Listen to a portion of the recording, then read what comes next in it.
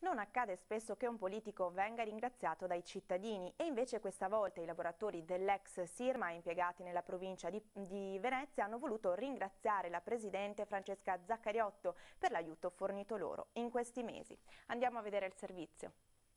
Sul futuro di Porto Marghera ci si interroga da tempo. Non sono bastati per garantire il futuro di alcune aziende e i posti di lavoro le lotte sindacali e l'intervento della politica, come è accaduto per l'ex Sirma e la Montefibre, mentre ancora si discute per Vinils.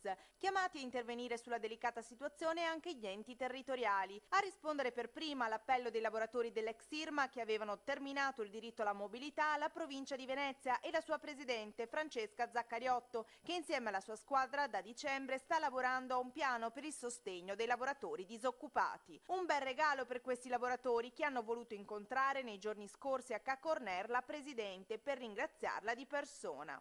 Non vogliamo più vivere di elemosina, di sostentamenti, vogliamo vivere lavorando perché è giusto che sia così. Non riusciamo comunque a trovare un'occupazione all'interno di Porto Marghera perché Porto Marghera ormai è diventata una isola di disperazione dove le persone che cercano lavoro sono più di quelle momentaneamente occupate. Abbiamo chiesto alla Presidente Zaccariotto, dato che è Presidente della provincia, di darci una mano a risolvere alcuni problemi che abbiamo. Ci sono persone che alla fine del periodo di mobilità gli mancano 6 mesi per andare in pensione, queste per l'età, per la salute non riescono a trovare un'occupazione. Un impegno, quello dell'aiuto ai lavoratori in difficoltà, che secondo la Presidente dovrebbe essere assunto da tutti gli enti territoriali e lancia una proposta: destinare 10.000 euro del bilancio di ogni comune per aiutare chi è rimasto senza lavoro.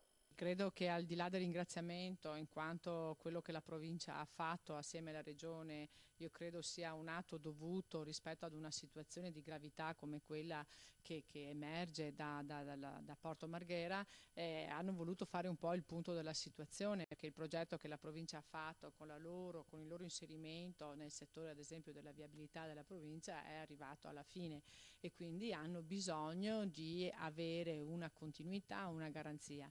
E quindi quello che noi auspichiamo è che ci sia anche fra i vari livelli istituzionali una programmazione che permetta di fronte a progetti come quello che è appena stato fatto e ultimato si possa anche avere una previsione rispetto al futuro.